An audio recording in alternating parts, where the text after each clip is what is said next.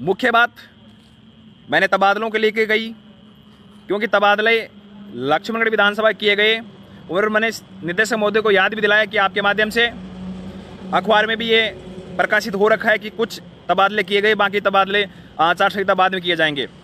वरिष्ठ अध्यापकों के तबादलों को लेकर, तृतीय श्रेणी के तबादलों को लेकर जो आंदोलन किए जा रहे हैं, मुझे एक भी शिक्षक संगठन यदि सारे बैठे हैं, एक भी बता दे कि जिन्होंने धरातल की लड़ाई लड़ी है। केवल लेटर हेड की टीपा टिप्पणी करने से वर्तमान में सत्तासीन तानाशाही सरकार सुनने वाली है क्या? लेकिन सभी शिक्षक संघ मौन थे, किसी के पास कोई जवाब नहीं। जिस प्रकार से लक्ष्मणगढ़ के ट्रांसफर कर दिए, हो सकता है क्षेत्र विशेष के जहाँ तबादले हो सकते हैं, तो क्षेत्र विशेष या व्यक्ति विशेष जो आपके कहने में हो, आप उनको मान्यता दे दो, तो आपको ये गिरदावरी का प्रोग्राम भी लोकतांत्रिक प्रक्रिया से करना चाहिए। ये मुद्दा मैंने उठाया, जो न्यूज़पेपर के माध्यम से आपने देखने को मिला होगा। टाइमिंग देखो आप, शिक्षा मंत्री का जब विरोध बढ़ता है, सबसे पहले राजस्थान एकीकृत शिक्षक महासंघ ने शिक्षा मंत्री का पूरे प्रकरण पे इस्तीफा मांगा, साथ ही पुतला दहन किया। जिस दिन हमने पुतला दहन किया, उसी दिन शिक्षा मंत्री महोदय द्वारा निर्देशित और श्री सौरभ स्वामी जी निदेशक महोदय द्वारा आदेशित गिरदावरी को लेकर जो पहली मीटिंग निदेशालय बीकानेर में रखी गई, वो आदेश हमें देखने को मिला। और जैसे वो आदेश आया, तथाकथित शिक्षक संघों में एक अलग ही चेतना जग गई। लेकिन उनके सामने यक्ष प्रश्न दो थे कि वो यौन प्रकरण कैसे भी जुगाड़ लगा के अपने संगठन को सरकार के माध्यम से मान्यता दिलाएं। दूसरा ये था कि जो संगठन वास्तव में धरातल की लड़ाई लड़ रहे हैं, उन्हें किसी भी प्रकार से राज्य सरकार द्वारा मान्यता न मिले। और ये कल देखने को मिला। साथियों, जैसे ही गिरदावरी की जो प्रथम मीटिंग निदेशक महोदय की अध्यक्षता में शुरू हुई, परिचय सत्र चला, हमारे संगठन की ओर से मुझे बोलने का मौका दिया गया। जैसे मैंने खड़ा होकर मेरा परिचय दिया, अधिकांश शिक्षक साथियों के चेहरे, शिक्षक जो पदाधिकारी थे संघों के, उनके चेहरे देखने लायक थे, क्योंकि आज तक उन्होंने राजस्थान एकीकृत शिक्षक महासंघ की आवाज़ सोशल मीडिया व मीडिया के माध्यम से सुनी थी। वो पहली बार प्रत्यक्ष रूप से महासंघ की उस आवाज़ को सुन रहे थे, जो वास्तव में शिक्षक हितों के लिए धरातल पर लड़ाई लड़ रही है। साथियों, जैसे परिचय सत्र समाप्त हुआ, उसके बाद में निदेशक महोदय की अनुमति से सभी शिक्षक संघ अपनी अपनी बात कहने लगे। मुद्दा कल गिरदावरी को लेकर था, लेकिन मेरा जहां तक मानना है, गिरदावरी से ज़्यादा महत्वपूर्ण वर्तमान में शिक्षक समस्याएं जो जलवंत हैं, उनकी बात होनी चाहिए थी। मैंने काफ़ी शिक्षक संघों से आग्रह किया कि उचित माध्यम है, क्यों ना हम शिक्षक संघ एक सुर में गिरदावरी का विरोध करें और पहले शिक्षक समस्याओं के समाधान का हम निदेशक महोदय से आग्रह करें। लेकिन ऐसा हुआ नहीं।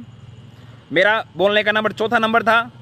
मेरे से पहले 3 महानुभाव शिक्षक संघों के पदाधिकारियों ने बोला, उनमें से किसी ने भी गिरदावरी के अलावा शिक्षक समस्याओं को लेकर कोई वार्ता नहीं की। जैसा ही मेरा नंबर आया, जो मैंने बात की, लगभग 2 मिनट कुछ सेकंड का वीडियो तो आपके सामने है। मैंने शुरुआत में निदेशक महोदय को धन्यवाद देते हुए गिरदावरी की पृष्ठभूमि शिक्षा मंत्री के दुर्व्यवहार से शुरू करते हुए, जैसे ही मैंने शिक्षा मंत्री के कड़े शब्दों में निंदा की, निदेशक महोदय ने और अन्य शिक्षक संघों ने मुझे रोकना और टोकना चाहा, जो वीडियो के माध्यम से आप देख ही चुके हो। लेकिन साथियों, मेरे साथ में आपका विश्वास और आपकी ताकत थी। मैं बिना घबराए, बिना डटे, बिना उनके सारे प्रयास फैल रहे और मैं बिल्कुल अपनी बात वाजिब मैंने कहना शुरू किया।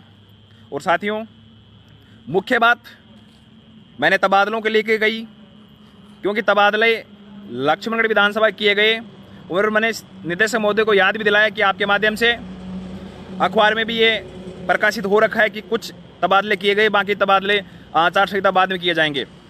इसके जवाब में निदेशक महोदय ने कहा कि क्या आचार संहिता हट गई? तो मैंने कहा, निदेशक महोदय जी, आचार संहिता हट रही है, लग रही है, हट रही है, लग रही है, बीच में समय था। फिर हम आपसे आग्रह करते हैं कि आचार संहिता 2 मई को हट जाएगी, तो 2 मई के बाद में आप तबादले कर दीजिए। शिक्षा मंत्री ने अभी तबादलों को लेकर निदेशक महोदय को कोई निर्देश नहीं दिया है। जो डीपीसी का निर्देश मिला था शिक्षा मंत्री के द्वारा, उसका निर्वहन निदेशक महोदय करवा रहे हैं। लेकिन जब मैंने स्पष्ट शब्दों में तबादलों की बात की, लक्ष्मणगढ़ का जिक्र किया, उनका स्वयं स्वयं के स्टेटमेंट का जिक्र किया, तो निदेशक महोदय ने बड़े ही सरल स्वभाव से ये कहा कि हाँ आचार के बाद में आपके तबादले करेंगे। तो साथियों, कम से कम उस सार्वजनिक मंच पर शिक्षा मंत्री महोदय के द्वारा जो तबादलों को लेकर या अन्य जो तानाशाही की जा रही है उसको आपके विश्वास के कारण मैं उठाने में कामयाब रहा। लेकिन एक भी शिक्षक संघ ने वरिष्ठ अध्यापकों की तबादलों की मांग नहीं उठाई। मैंने स्पष्ट रूप से वहाँ भी कहा कि शिक्षक संघ मेरे विरोधी हो सकते हैं, ये व्यक्तिगत स्वार्थों की आपूर्ति के लिए मांग नहीं उठाते। तब निदेशक महोदय ने कहा कि धरातल पे, जब मैंने बात कही कि धरातल पे बात करने वाले शिक्षक संघ होने चाहिए, ये चापलूस संगठन नहीं होना चाहिए, तो निदेशक महोदय ने हंसते हुए लहजे में कहा कि धरातल और चापलूस की थोड़ी सी चर्चा भी कर दीजिए। तो मैंने कहा साहब, जब पिछले 4 माह से वरिष्ठ अध्यापकों के तबादलों को लेकर, तृतीय श्रेणी के तबादलों को लेकर जो आंदोलन किए जा रहे हैं, मुझे एक भी शिक्षक संगठन, यदि सारे बैठे हैं, एक भी बता दे कि जिन्होंने धरातल की लड़ाई लड़ी है। केवल लेटर हेड की पर टिप्पणी करने से वर्तमान में सत्तासीन तानाशाही सरकार सुनने वाली है क्या?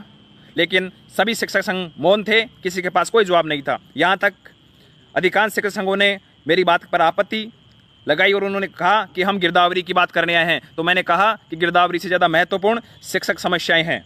जब वहाँ बैठे किसी साथी को लगा कि जो मैं बोल रहा हूँ वो रिकॉर्डिंग हो रही है, तो उन्होंने तत्काल प्रभाव से हमारे जो सामने साथी बैठे थे उनसे मोबाइल नीचे करने को कहा। इसलिए जो 2 मिनट कुछ सेकंड की वीडियो बन पाई वो तो आपके साथ में है। उसके बाद में मैंने एनपीएस को लेकर भी बात कही कि एनपीएस प्रणाली, पहले हम मानते थे कि सेंट्रलाइजेशन सेंट्रल गवर्नमेंट की व्यक्तिगत समस्या समाधान करने की जिम्मेदारी बनती है, लेकिन चूंकि मैंने इसका अध्ययन किया, राज्य सूची में शिक्षा न होकर समरवृत्ति सूची में शिक्षा है। तो समरवृत्ति सूची में राज्य सरकार भी नीति बना सकती है और सेंट्रल गवर्नमेंट भी नीति बना सकती है। और कई राज्यों में एनपीएस की जगह ओपीएस है, तो हमने ये भी मांग की कि ओपीएस प्रणाली लागू होनी चाहिए। इसके अलावा वरिष्ठ अध्यापकों के तबादले किए जाए। चूंकि अभी कोरोना काल के अंदर शिक्षकों की ड्यूटियां गृह जिलों में लगाने की बात चल रही है, तो उनका तबादला करके स्थायी समाधान भी कर दिया जाए। विद्यालय खुल नहीं रहे तो पढ़ाई भी व्यवधान नहीं होगी। साथियों, इसके अलावा वरिष्ठ अध्यापकों की जो प्रतीक्षा सूची है, जयपुर जिले के साथ में अन्य जिलों की तृतीय श्रेणी के शिक्षकों का स्थायीकरण का मामला हो। मेरे से जितना बन पड़ा मैंने सारे मुद्दे उठाए और साथ में मैंने मेरे हाथ में मेरा लेटर हेड रखते हुए कहा कि साथ निदेशक महोदय, हमारी वर्तमान में जलवंत समस्याएं साथ हैं, आप इनका निराकरण करवा दीजिए। और जिस प्रक्रिया के माध्यम से आप गिरदावरी की बात कर रहे हैं, हमें उम्मीद है कि उसी प्रक्रिया के माध्यम से, उस लोकतांत्रिक प्रक्रिया में आप यदि शिक्षकों की समस्याएं सुने तो हमें गिरदावरी जैसी नौबत ही नहीं आए। खैर, जितना बन पड़ा मैंने शिक्षकों की आवाज़ वहाँ उठाने का प्रयास किया। बड़ा दुख है, मैं निःशब्द हूँ उन संगठनों के लिए, उन तथाकथित संगठनों के लिए। कुछ संगठनों को छोड़कर, अधिकांश संगठनों को छोड़कर, अधिकांश संगठन 1-2 को छोड़कर सभी ने वहाँ केवल और केवल अपनी गिरदावरी में अपनी मान्यता लेने के जुगाड़ करने में मुझे दिखाई दिए। और जो संगठन कल शाम होते होते अपने शिक्षक साथियों द्वारा प्रश्न पूछे जाने पर कि क्या मांग उठाई, अपने लेटर हेड और कुछ फोटो सोशल मीडिया पर शेयर कर रहे हैं, मैं उनसे कहना चाहूँगा कि मीटिंग शुरू होने से लेकर अंतिम शिक्षक संघ के पदाधिकारी निदेशालय से बाहर नहीं निकले जब तक मैं स्वयं वहाँ उपस्थित था लगभग। तो उन्होंने कौन से समय निदेशक महोदय से सार्वजनिक रूप से शिक्षक समस्याओं को लेकर वार्ता कर ली? हो सकता है उस समय मेरे कान और आंखें बंद हो जब आपने बात कर ली। कम से कम अब भ्रमित करना छोड़ दो। राजस्थान का शिक्षक अब जाग चुका है, वो आपकी जो ये पॉलिसी है चापलूसी की, व्यक्तिगत स्वार्थों की, उसको समझ चुका है। साथियों, मीटिंग के समाप्ति के बाद में अधिकांश शिक्षक संघ के कई पदाधिकारी मेरे से मिले और उन्होंने जो मैं व्यक्तिगत रूप से उन पर आरोप लगाता हूँ वो न लगाने की बात कही। मैंने उनसे कहा मैं व्यक्तिगत आरोप नहीं आप पे नहीं लगाता, मैं संगठन पे लगाता हूँ, क्योंकि आप दुर्भाग्य इस चीज़ का कि आप संगठन के पदाधिकारी हो, आपको बात उठानी चाहिए। लेकिन किसी भी संगठन के कान तक जूं नहीं रहेंगी। किसी भी संगठन ने कल गिरदावरी के अलावा शिक्षक समस्याओं को लेकर कोई बात नहीं कही। मुझे ये कहने में कोई निसंकोच है कि कल कम से कम 37 शिक्षक संगठनों में से 2-3 शिक्षक संगठनों ने, शायद 2 या 3 शिक्षक संगठन थे, 1-2 नॉन टीएसपी संगठन था, उसने वास्तव में ही मुद्दों की बात उठाई। इसके अलावा पुस्तकालय का एक संगठन था, उसने मुद्दों की बात उठाई। इसके अलावा मुझे तो जहां तक लगता है एक भी संगठन ने मुद्दों की बात नहीं उठाई। जब मैंने उनसे बार बार आसपास बैठे थे आग्रह किया तो उन्होंने कहा कि निदेशक महोदय नाराज हो जाएंगे क्योंकि हमें गिरदावरी के लिए बुलाया गया है। साथियों, उनको डर था कि यदि वो निदेशक महोदय के सामने शिक्षा मंत्री के तानाशाही का विरोध करते या शिक्षक की समस्याएं उठाते तो गिरदावरी में उनको मान्यता न मिलती, क्योंकि वो तो पूरी तैयारी के साथ गए थे। कोई संगठन बात कर रहा था, चंदे की बात कर रहा था, कोई संगठन 10 साल 15 साल पुराने संगठन होने की बात कर रहा था। मैंने एक बार बीच में बोला भी, यदि पुराने संगठन शिक्षकों के साथ न्याय करते तो नए संगठन का उदय नहीं होता। लेकिन परिप्रेक्ष्य में आपको मैं शॉर्ट में बात बताऊं तो कल की मीटिंग के बारे में, वहां सभी संगठन तथाकथित संगठन एक या दो को छोड़कर सारे के सारे संगठन अपनी गिरदावरी में अपने संगठन को मान्यता दिलवाने के जुगाड़ में लगे हुए थे। और वर्तमान में जब तक ये प्रक्रिया चलेगी उनका शिक्षक हितों, शिक्षक समस्याओं से कोई लेना देना नहीं है। वो केवल और केवल अपनी गिरदावरी ये न प्रकरण कैसे भी करना चाहेंगे। आप शिक्षक हैं, आप समझ सकते हो। उनको लगता है कि शिक्षा मंत्री की वर्तमान तानाशाही के खिलाफ यदि बोलेंगे तो शिक्षा मंत्री जी का हंटर अपने पे चल जाएगा और अपने को मान्यता नहीं मिलेगी। मैं उनसे आपके माध्यम से कहना चाहूँगा, यदि शिक्षकों की समस्याओं, शिक्षकों के जलमंद मुद्दों, शिक्षकों की मान सम्मान और अभिमान के लिए राजस्थान एकीकृत शिक्षक महासंघ के बैनर तले जो हम लड़ाई लड़ रहे हैं, उस लड़ाई को लड़ने में यदि मंत्री साहब को बुरा लगे तो लगे, हमें मान्यता दे चाहे नहीं दे। हमें राजनीतिक रूप से शिक्षा मंत्री और शिक्षा विभाग की मान्यता की कोई जरूरत नहीं है।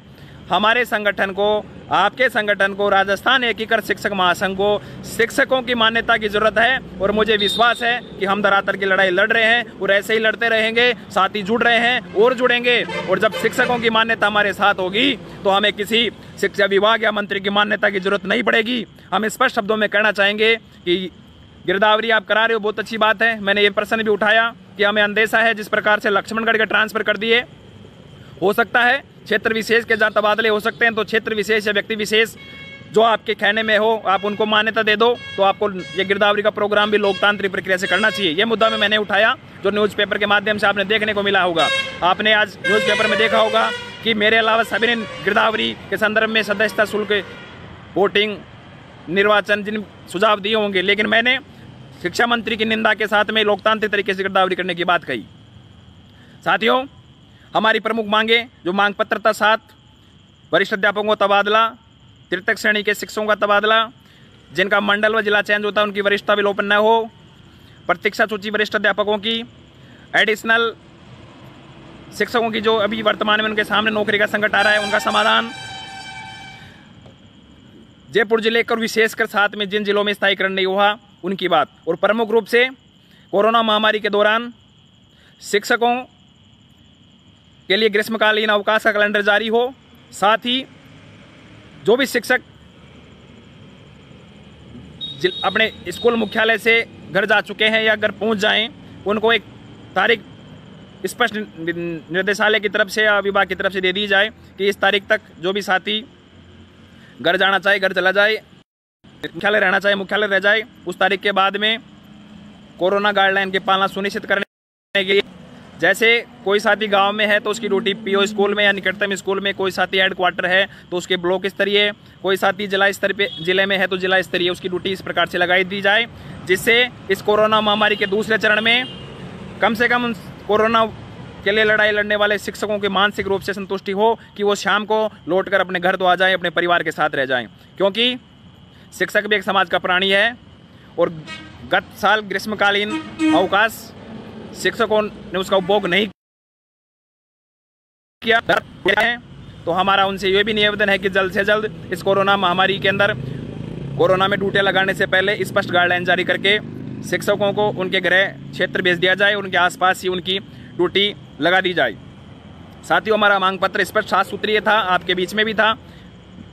मीटिंग समाप्त होने के बाद में व्यक्तिगत रूप से सहायक निदेशक अरुण शर्मा जी के सामने उनके माध्यम से निदेशक महोदय को मैं व्यक्तिगत दे के आया और मुझे ये कहते बड़े खुशी भी हो रही है कि मीटिंग के दौरान जो आपके मैंने मुद्दे उठाए, चाहे वो शिक्षक संगठनों की चापलूसी की बात हो या धरातल पर काम करने की बात हो या लोकतांत्रिक प्रक्रिया से गिरदावरी करने की बात हो, तीनों ही मुद्दों पर निदेशक महोदय ने सहमति दर्ज करवाई।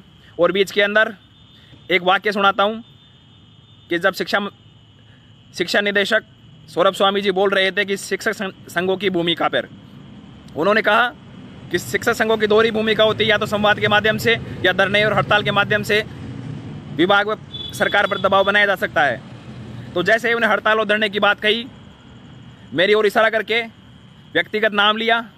जैसे उन्होंने नाम लिया, सभी संगठन वालों के चेहरे लगभग 1 या 2 को छोड़कर मुरझाए हुए दिखाई पड़े, क्योंकि शिक्षक हितों के लिए, चाहे वो शिक्षा मंत्री की तानाशाही के खिलाफ उनका पुतला दहन करना हो, चाहे मेरे द्वारा आमरण करना हो, थाने में नजरबंद होना हो, जो भी वास्तविक धरातल की लड़ाई राजस्थान एकीकृत शिक्षक महासंघ लड़ रहा है, ऐसी लड़ाई ना तो निदेशक महोदय को और ना एक सामान्य शिक्षक को कहीं दृष्टिगोचर हो रही है।